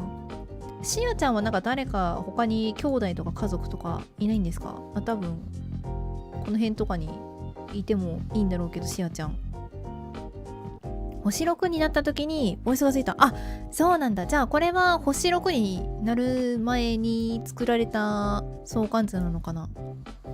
こんな感じか。じゃあこっからさらに更新がかかって最終版がねあればよかったんだけど、最終版が出る前にこう多分オンライン終了しちゃった感じなのかな。ってことはシアにはミシェルっていう兄貴がいたと思う。兄だったかな。名前的に女の子でもありえそうな感じだね。そっかそっかそっか。うわー、もうなんかたどる術がないからやっていた人たちの知識に頼るしかなくて申し訳ないけど、いやでも教えてもらえて感謝です。ありがとう。なるほどな。パッと見ね、私やっぱねベアハルトさん来てほしいんですよ。この感じのおじ好きなんですよね。このクマさんみたいな名前にベアついてるし、来てほしいな。めちゃめちゃなんかかっこいい可愛い女の子たちいっぱいいるんだけど、ベアハルトさんしかもね声がね三宅健太さんなのがねめちゃめちゃいい。めちゃめちゃいいです。ちょっとねヒロアカ大好き人間なのでちょっとオールマイトを思い出してしまった。ちょっとベアハルトさん来てほしいな、おじ枠で。あとなんかねパッと見っていう言い方があれですけど、やっぱオリビアはね可愛いよね。このさファングさんが気になる。やっぱりちょっとかっこいいな。この辺ピーノさんと親友なんだね。いやこういうのもちょっとじっくりね見てねお勉強したいと思う。これからちょまちまと愛が出るまでに。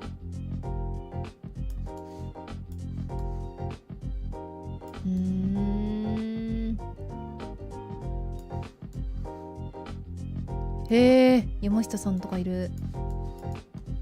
すごいな。そして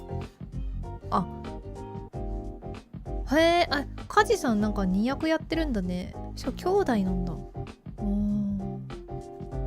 ちょっとこれは後で自分で楽しもうと思いますっていうのをちゃんと用意したから、これからはちゃんとね見れるようにしておきます。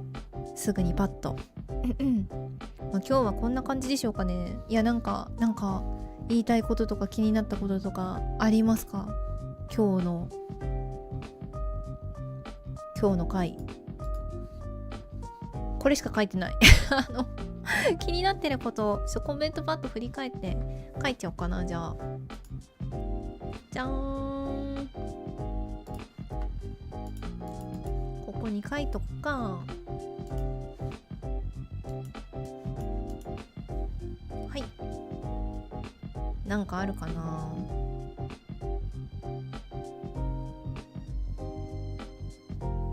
夏ココ道、夏ココ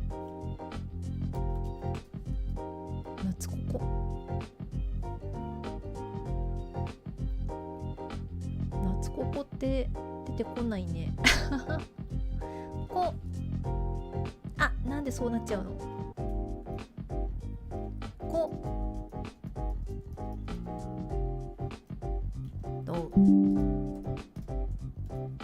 どうなったのか。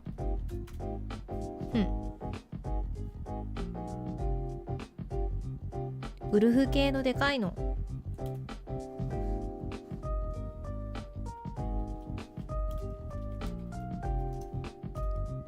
変換がさ、なんかすごい変だね。大きいモンスターいるのか。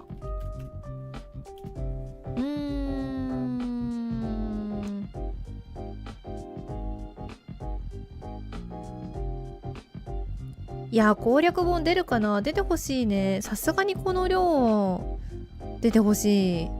出ると思う？出してくれないとみんなで作る羽目になるいやみんなで作るか攻略本を。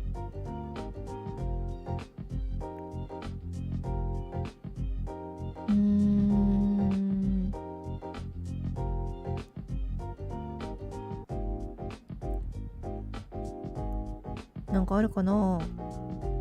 こんなもんちょっと後でまた探してくるか。お家の外観の種類数が気になる。色、お家の外観の色が変えられるのか、変更できるのか。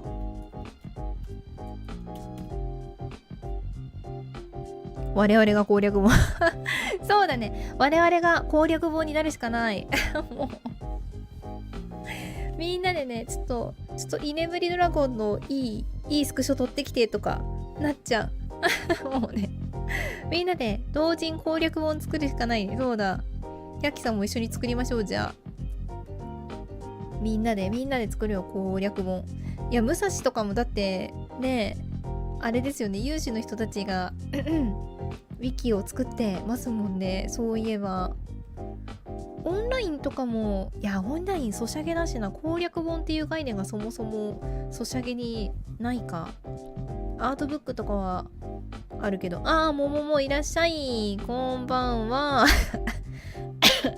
こんばんはいらっしゃい。いや欲しいな。ミステニア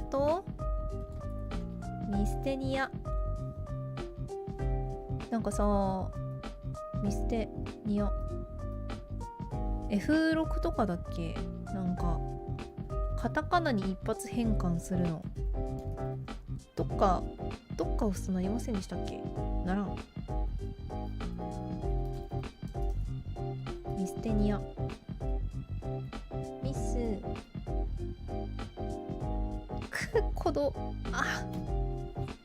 ミステニアや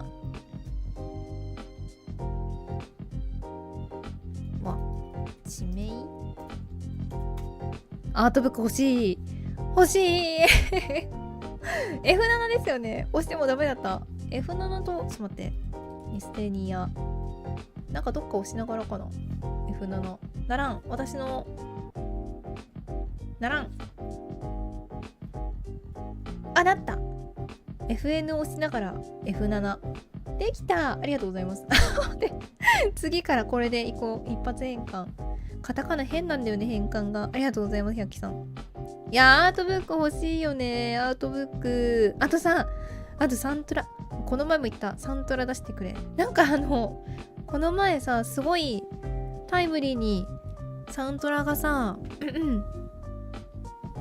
サントラがなんかね、中古ショップにありますよみたいなポスト見かけたけどさ、ちょっと遠くてさすがにその地方には行けなくてダメだってなって幻のサントラを売りに出してる中古ショップがあったよ、そういえば。なんかね、普通の配列とちょっと違うのかな、このキーボード。俗になんかネットとかで調べると出てくるコマンドがね、若干ちょっと違うんですよね。なんか押しながらどっかをやるとやっとできるみたいな、ちょっと変なキーボードなんでそういうことか。いや、アートブック、それも書いとこうね。アートブック欲しい。オンラインの時とかそういうのなかったんですよね、確か。なんかもうそもそもグッズとかそういうのがないもんね。アートブック欲しいな。ファンクションキーの F、 そう、ファンクションキーの FN で、そうです、それを押して F7 でなんとかなりましたあとなんかあるかな。あとフルボイスなのかも気になってんだよね。ちょっとどうなんだろうね。ストーリー中とかは全部フルボイスかな。ファンクションキーと一緒のですか？うん、そう、一緒のやつかなって言ったらいいのかな。とりあえず解決したから大丈夫。ありがとうございます申し訳ない申し訳ない。いやもうなんか要望とかでもいいよ。ここみんなが気になってることって書いてあるけど、要望とかでもいい。じゃあコメントを見て遡ってちょっと見てこよう。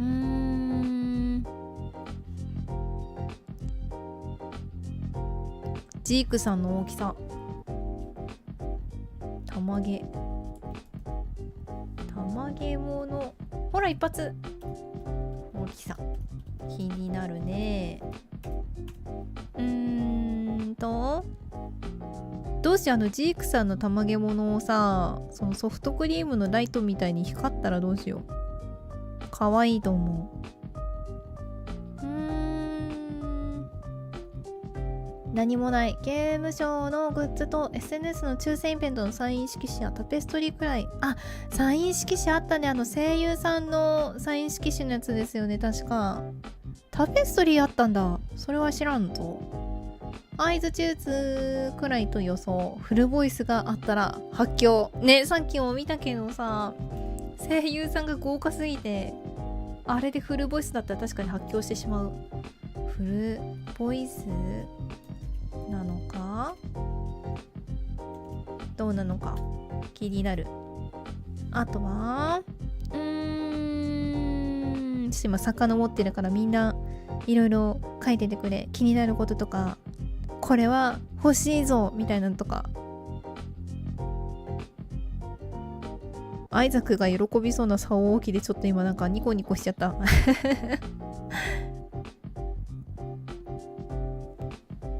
タペストリーの色違い、なんだろう、門、木の門って書いておくか。木の門、アーチの方が分かりやすいかな。は作れる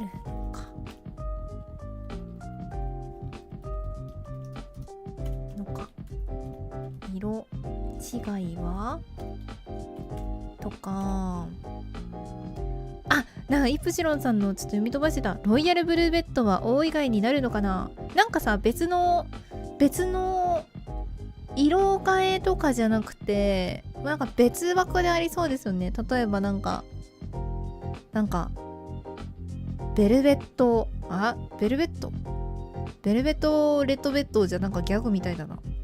なんかレッド系のベッドとか別の名前で赤いベッドが存在していそう。色違いのなんか染色とかじゃなさそうな気はする。そしてもんちゃんうんちタイムが続き屋根の色を描いたお家のこともある。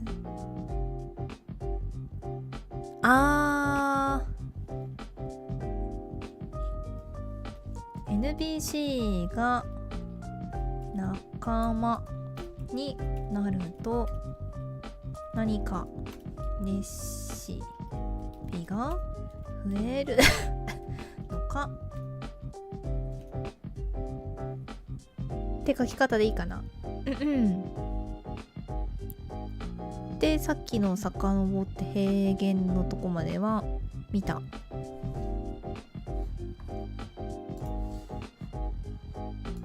こんなもん。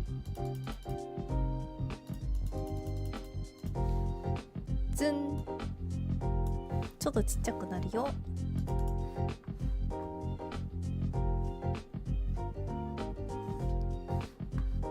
ほっ。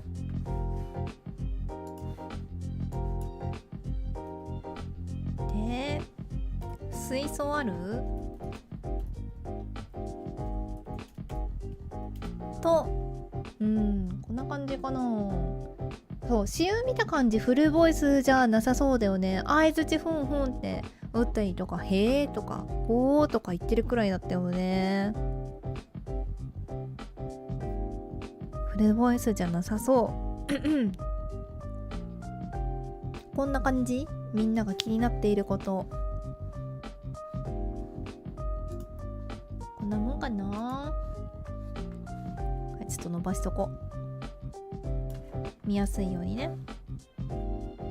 アバターが弟子入りするのは1000年前のキャラクターだから、クルブルクのラグとか現代のアイテムを作れるようになるには現代の人間から伝授される必要があると思う。確かにそうだよね。なんかね、崩れててちょっと出せなかったらちょっと待っててなんだけど、クラフトのこういうやつとかさ、なんかどっかこれじゃないんだけど、どこだっけな。ちょっと待ってね。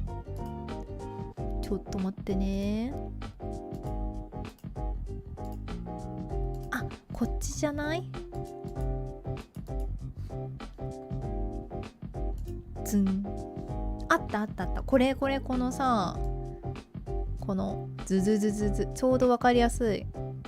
この古代の街灯とか古代の風車とかはさ、その1000年前の世界でなんかこう作れそうなものだけどこの古代の花とかね、古代のなんとかっていうのはその1000年前の世界の家具っぽいけど、こっちとかはクルブルクの街灯とかベンチとかはさ、確かに昔の1000年後っていうよりかどっちかっていうと近代的だよね。そう言われれば確かに。例えばラウラちゃんをたまげ物から人間に戻した時にありがとねみたいな感じで、こううちの国のベンチやでみたいな感じで教えてくれるようになったりとか、そういう可能性は確かにあるよね。ここら辺はなんか街灯大工とかかな。大工の腕前が上がってったら自然に作れるようになるけど、こういうのは現代の子たちと仲良くなってったりとか仲間になってったらちょっとずつ覚えていくとか、こういう違いはもしかしたらあるかもしれないね。なるほどな。それはいい読みですね。攻略本とか攻略本とかぶるけど、家具等のカタログも欲しいですね。もうさ、今ここにざーっとこれしか映ってないけどさ、もうなんかこのクルブルクのなんとかみたいなのが多分鬼のように鬼のようにあるかもしれないですもんね。いや古代のこのシリーズとかもうなんかいっぱい欲しいもん。私こういうのでちょっと島作りたいですもん。もうめちゃくちゃ楽しみで、なんかね葉っぱとかもさこんだけ種類があるからね、まあ、人工的な花壇もあるしね、普通に草系もあったりするしどこだっけなあ、この辺がどっかに行っちゃってるんですよね。こういうのとかね多分置けたりとかするんだろうしなって思うとちょっとね、いやー絶対すごい量になると思う、家具系のものも。いやーぜひ攻略本頼みます。紙の攻略本、電子の攻略本どちらも欲しい。もうなんか寝ながら iPad とかでさささと見るのもありだし、マジでなんか腰据えて紙をねペラペラめくりながら攻略ちまちま進めるのも楽しそうだし頼む、作ってくれ、頼む、ちょっとぜひレベル5さん攻略本作ってください。よろしくお願いしますという思いを思いをちゃんと言っとこう。今日はこんな感じですかね。もう11時を過ぎてしまった。だいぶずるずると喋ってしまったな。攻略本ぜひ作ってください。お願いしますもう要望。玉毛物ストラップ、欲しい。玉毛物ストラップ私も欲しい。これMac ってMac じゃない Windows ってどうやってやるんだろう。この CF これで増えるけど、よいしょ、ちょっと待ってね。こうか。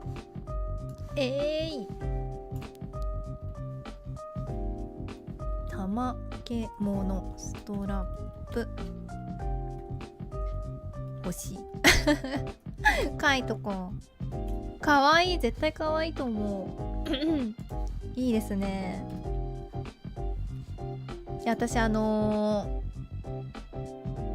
ンテコパッドがすごいお気に入りでヘンテコパッドこの前書いてたんですけど、ヘンテコパッドもねなんかストラップになってほしい。絶対かわいいと思うんだ。あれグッズになってほしいですね。ぜひとも玉毛物ストラップ欲しいな。アクリルのキーホルダーとかかな。それともなんだっけ、25周年の時になんかプレゼントとかになってた25周年のラバーストラップみたいな感じのレベファイポーズしてるさ、ああいう感じでラバーストラップとか何でもいい。あと立体物でもいい。立体物ガチャガチャみたいな、一番立体物で欲しいな。もう絶対そんなん綺麗に飾りますよね。ヘンテコパッドのイラスト可愛かった。ありがとうございますありがとうございます。ちょっとなんかね私ペンとかで描くのは苦手なんだけど、イラストレーターとかでねこうやってなんかちょっとニューンって作るのは割とやるので、ほんでやってたらなんかちょっとなんか公式のにだいぶ寄っちゃったんですけどそう作るのがね楽しかった。キャンセル。いや描きたいね、いろいろ描きたいですね。玉毛物とかもさいっぱいもっと増えてきたらさ、いろいろ作りたい、描きたいねヘンテコパッドデザインでスマホケースとかいいね、かわいい。私この前描いてたやつの中にこれ最近さなんかシャカシャカキーホルダー、なんかちっちゃいのがキーホルダーの中にちっちゃいなんかアクリルのパーツみたいなのがさらに入ってて、なんかシャカシャカするやつ。あれで玉毛物を中にちっちゃい玉毛物描いて入れたいと思ってそう玉毛物パッ玉ひものパッドじゃない、混じった。ヘンテコパッドの中の画面の部分にちっちゃい玉げ物になったなんかね、ジークさんのプリンとかシアちゃんのねモコモコの羊ちゃんの椅子みたいなのちっちゃく描いてシャカシャカのキーホルダーみたいにしたら可愛いなと思うんだけど、ちょっと絵を描く能力がないのでなんかちょっと作れるかなって感じそういうの作ったことないからさ、ちょっとやり方もわかんないしもう作ってくれたらいいな。レベル5さん頼みます。そんな妄想話もね今度したいね。みんなの考えるファンタジーライフグッズトークしよう今度。じゃあヘンテコパッド風コントローラーやスイッチケースも良い。あ、かわいい。ちょっとなんか比率がちょっと難しいけど、やっぱ iPad ケースみたいなのだったらねかわいいかもしれない。スマホケースのね裏にデザインしてあったりとかしたらかわいいね。アミーボ出してくれたらいい。アミーボいいね。スイッチあれかなちょっと話変わるけどさ、スイッチ2もさアミーボってなんかそのまま行くんですかね。なんかスイッチ2はアミーボ2みたいななんか出たりするのかな。そのまま行くかな。併用できる感じになるか。全然ちょっと違う話になっちゃったけど、併用できるんだったら玉げものアミーボ出たら嬉しいね。いいな。それがほら任天堂じゃなくてレベル5さんほらね、自分のところでさ妖怪ウォッチ妖怪メダルとかさジャラとかも実績がありますし、あんな感じでね出してくれても楽しそうとは思う。アミーボの形じゃなくてもいいから、なんかお得意のホビー系の展開でぜひいかがですかね。いかがですかねあんな感じで出してほしいな。楽しそう。玉げ物の食感がガチャガチャが出るんじゃないかな。出てほしい。いいな。ガチャガチャ出たらちょっとみんなで回してみんなで交換庫しようね。かぶったら頼む。みんなで交換会しましょう。いいですね。妄想が膨らみますね。いいな。最近さ目印アクセサリーっていう感じでさ、なんかちっちゃいキーホルダーみたいなガチャがあるじゃないですか。いろんなものであれ系で出してくれたらサイズ感も可愛いしさ良さそうですよね。レイトンや稲妻ならグッズ出るだろうけどファンタジーライフで出してくれるのかな。その心配する不安な気持ちはなんか過去の今までのグッズの出なさからすごいわかるけどもね。出てくれ、頼む。出してくれ出してくれたらいいよね。いやもうだってさ、今までの反動でさみんな買っちゃいそうじゃないですか。やっと出たみたいな、やっと出たみたいな。もう抽選応募者のあれじゃないぞみたいな、景品じゃなくてちゃんとお金を出して買えるグッズだみたいな感じでみんな逆にめっちゃ買うかもしれないよ。玉げ物のデザイン今出てるの全部ねえいいデザインしてるよね。めっちゃ可愛いでもさ白根さんとジークさんのなんか顔がさもうまんまジークさんやんみたいなのとか白根さんやんみたいなのとかを見るとちょっとふふっと笑ってしまうからふふっと笑ってしまうんだよね。クラウスさんとかさすごいなんか物感がすごいじゃん。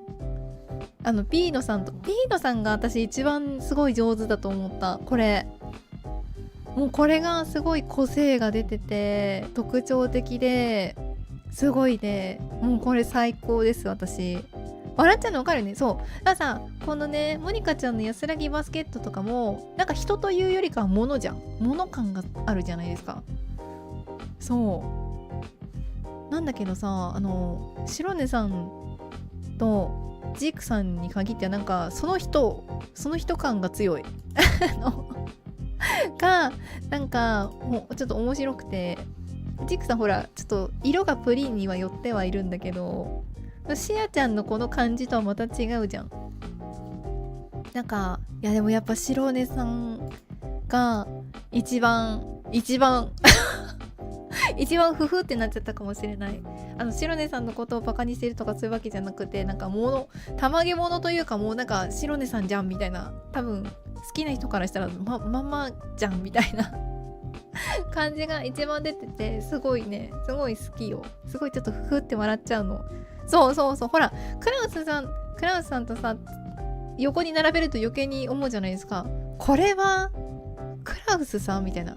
私ちょっとオンラインの知識がないからさ、本当にさっきの相関図と見比べながら、これは多分白根さんって人だなみたいな感じでこうなんか予想を立ててたんですけど、このダンディーバッドハットに関しては全然分かんなかったんですよ。これはなんかもうさ、オンラインやってた人からじゃないと分かんないじゃないですか。この確かハロウィンとかのイベントの帽子がモチーフなんですよね、確か。そういうさ、ちょっとやってた人じゃないとわからんみたいな感じとか、さっきのピーノさんのキャラクターの特徴をうまくじょうろに落とし込んでるなみたいなのを見るの見てて、すごいおーってなってたんだけど、ちょっとねかわいいの、この白根さんのこの居眠りピロー、このふふっと笑う感じ、ちょっと共感してもらえて私は嬉しいですいいよね。アイザックさんもだからうまいなと思ったの。そううまいよね、すごい好き。いやもう私のベストはピーノさんかな、やっぱり。いや本当にこれいい、何度も言っちゃうけどかわいい。ジークさんはちょっと白根さん味を感じた。でもかわいいねここでちょっとさジークさん感を出してるところとかもまた微笑ましいですよね。いいなぁ。これからもなんかいろんなたまげ物が出てくるのかと思うと、でももう半分くらい過ぎたんじゃないですか。2月来週中旬に入るって言っていいのかな。もう10日の週ですもんね。早いなって考えたら、たまげ物カタログとファンタジーライフ通信も折り返しくらいにはなったんじゃないかな。ファンタジーライフ通信がね、今ね昨日ので22回目なんだよね。で多分4月の後半くらいに発売するんじゃないかなと仮定したとして、なんか40何回くらいはファンタジーライフ通信あるってなんか数えたんだよね、確か私始まった時に。だからちょうど半分くらいにはなってるから、もう半分かって感じもするけど、まだ半分あるのかって気もする。このくらいの緩い感じでね、あと今までの倍くらい楽しみがあるのかと思うと、楽しみで楽しみだね。スクショだけじゃなくて新トレーラー的なのも欲しいなと思うんだけどね何はともあれ発売日が早く出るといいね。つー感じかな。今日はこんな感じでしょうか。ざっくりと話しましたが、来週はね、来週何にしたっけな、この雑談コーナーちょっと待ってね、アンケート画面を探してくるね。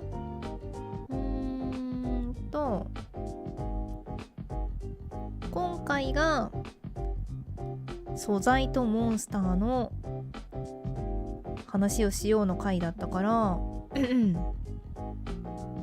次がね、ちょっと待ってね、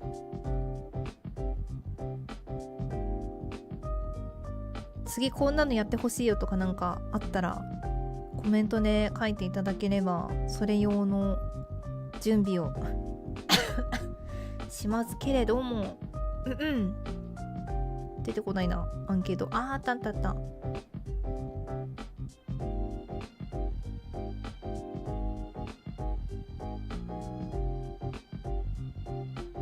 もし次にやるんだとしたら、この前撮ったアンケートのやつだと、猫さんおやすみなさい、お疲れ様でした、おやすみ。次はね、順番でいくとヘンテコパッドをチェックして装備の可能性を探ろうみたいな感じだね。ヘンテコパッドの画像をチェックしながらどんな装備があったのかなとかいろいろ見る感じが次に来てるかな。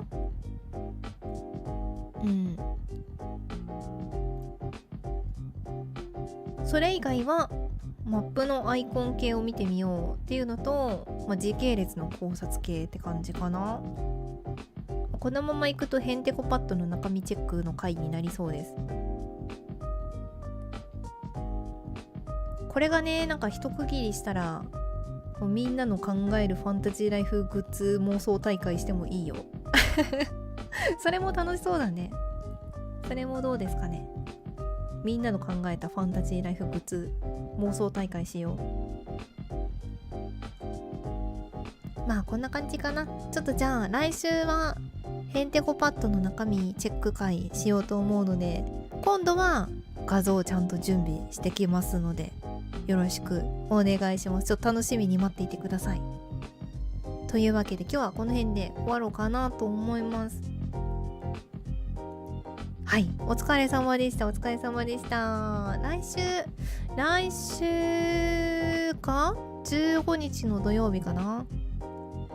イプシロンさんお疲れ様でした。ひやきさんもお疲れ様でした。深海魚さんもレモコさんもお疲れ様でした。15日多分用事なさそうなので、また15日の9時かな。もしも予定ができちゃったりとかしたら日曜日にずらすかもしれないんですが、そこはちょっとまた改めて連絡いたします。